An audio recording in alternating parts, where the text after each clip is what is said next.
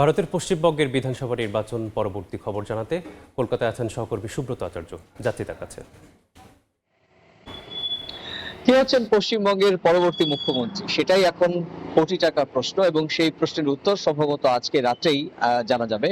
কারণ সেই প্রশ্নের উত্তর দেওয়ার জন্যই ইতিমধ্যে দিল্লি থেকে আসার প্রস্তুতি নিচ্ছেন দেশটির স্বরাষ্ট্রমন্ত্রী অমিত শাহ। বলা ভালো, অমিত শাহ পশ্চিমবঙ্গের নির্বাচনের যে রূপরেখা বা ব্লুপ্রিন্ট সেটি অমিত শাহ নিজে করেছিলেন, এবং যদিও পার্শ্ববর্তী দুটো রাজ্যের দুজন শীর্ষ বিজেপি নেতা তারা এই পর্যবেক্ষক হিসেবে দায়িত্ব পালন করেছিলেন, অমিত শাহর সঙ্গে সেই সংশ্লিষ্ট দুজন শীর্ষ পর্যবেক্ষক যারা পশ্চিমবঙ্গে নির্বাচনী ব্যবস্থাপনা দেখছেন তারাও আসবেন বলে জানা যাচ্ছে। এবং আজকে অর্থাৎ বুধবার রাতে অমিত শাহ জরুরি বৈঠক করবেন এবং সেই জরুরি বৈঠকে পশ্চিমবঙ্গের নির্বাচিত বিধায়কদের নিয়ে যে পরিষদীয় যে দল করা হবে সেখানে দলনেতা নির্বাচন করা হবে এবং সেক্ষেত্রেই মুখ্যমন্ত্রী কে হচ্ছেন সেটিও পরিষ্কার হয়ে যাবে। আপনি জানেন যে এবারের প্রেক্ষাপটটি একটু আলাদা।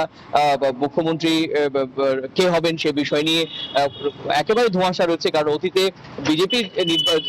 বিজেপির জয় পাওয়া রাজ্যগুলোতে আচমকাই মুখ্যমন্ত্রীর নাম ঘোষণা করে দেওয়া হয়, যারা আলোচনায় থাকে তাদের বাইরে নাম ঘোষণা করে দেওয়া হয়। সে কারণে একটি ঝাটকা লাগে দেশের মানুষের, বিশেষ করে সেই সংশ্লিষ্ট রাজ্যের।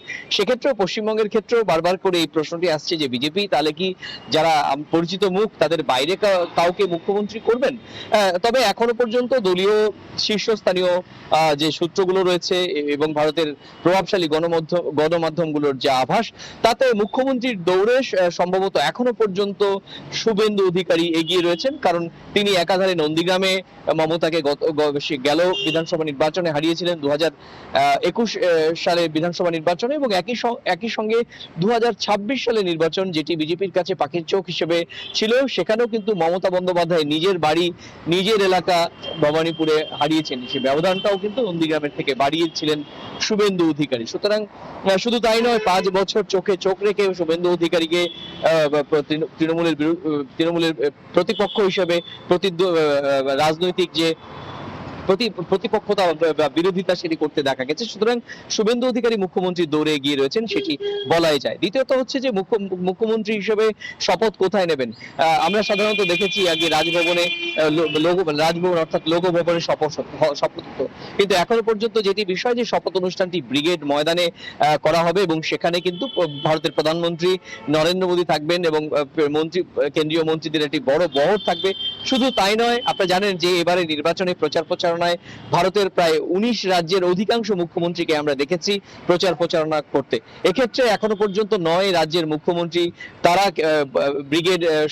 ব্রিগেড ময়দানে নতুন বিজেপি সরকারের শপথ অনুষ্ঠানে থাকবেন। তার মধ্যে উল্লেখযোগ্য আসামের মুখ্যমন্ত্রী হিমন্ত বিশ্ব শর্মা, উল্লেখযোগ্য উত্তরপ্রদেশের মুখ্যমন্ত্রী যোগী আদিত্যনাথ সহ আরো পশ্চিমবঙ্গের প্রতিবেশী আরো কয়েকটি রাজ্যের মুখ্যমন্ত্রীরা থাকবেন।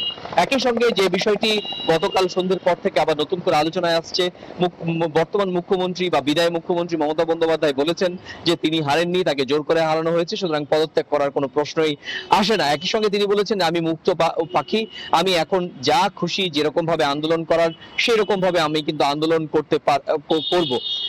এই যে তার দ্বিমুখী অবস্থান, সেই দ্বিমুখী অবস্থান কিন্তু নতুন করে ধোঁয়াশা তৈরি করেছে। সাংবিধানিক সংকট তৈরি হবে কি হবে না সে বিষয়ে পরিষ্কার সাংবিধানিক ভাবে যারা বিশেষজ্ঞ তারা বলছেন 7 তারিখ পর্যন্ত এমনিতেই মেয়াদ রয়েছে। 7 তারিখের মধ্যে যদি মুখ্যমন্ত্রী মমতা বন্দ্যোপাধ্যায় পদত্যাগ না করেন তাহলে রাজ্যপাল কিংবা রাষ্ট্রপতির বিশেষ ক্ষমতায় হয়তো কোনো ব্যবস্থা নেওয়া হতে পারে, কিন্তু সেটি খুব ক্ষণিকের জন্য হবে, সেটি খুব বেশি বড় সাংবিধানিক সংকট তৈরি হবে না। রাজনৈতিক মহলের বক্তব্য যে মুখ্যমন্ত্রী মমতা বন্দ্যোপাধ্যায় এখন গতকালকের যে বৈঠক সেখান থেকে পরিষ্কার যে একটি ফ্যাক্ট ফাইন্ডিং কমিটি তৈরি করছেন তিনি, এবং পরবর্তী কি স্ট্র্যাটেজি হবে বিজেপির বিরুদ্ধে কিভাবে লড়বে, নির্বাচন কমিশনের বিরুদ্ধে কিভাবে লড়বে সে বিষয়টি। সবশেষে বলবো যে নির্বাচনী সহিংসতা, ফলাফলোত্তর সহিংসতার খবর আমরা পাচ্ছি। ইতিমধ্যেই 4 জনের মৃত্যু হয়েছে বলে ভারতীয় গণমাধ্যম বলছে, যদিও অফিসিয়ালি প্রশাসন বলছে 2 জনের মৃত্যু, কিন্তু আমরা যা দেখেছি যে নিউ টাউন এবং দক্ষিণ 24 পরগনায় 2 জনের মৃত্যু হয়েছে। একই সঙ্গে একজন পুলিশ দক্ষিণ 24 পরগনার নেজার থানার ওসি তিনিও কিন্তু সহিংসতা রুখতে গিয়ে গুলি গুলিবিদ্ধ হয়েছেন বলে এখনো পর্যন্ত খবর রয়েছে। তো এই ছিল আমার কাছে ভারতের পশ্চিমবঙ্গের নির্বাচনের ফলাফলের পর মুখ্যমন্ত্রী কে হচ্ছেন সেই সমস্ত বিষয়ে জল্পনা কল্পনা এবং রাজনৈতিক সহিংসতার বিষয়ে আমার কাছে থাকা সবশেষ তথ্য। সহকর্মী সুব্রত আচার্য যুক্ত ছিলেন কলকাতা।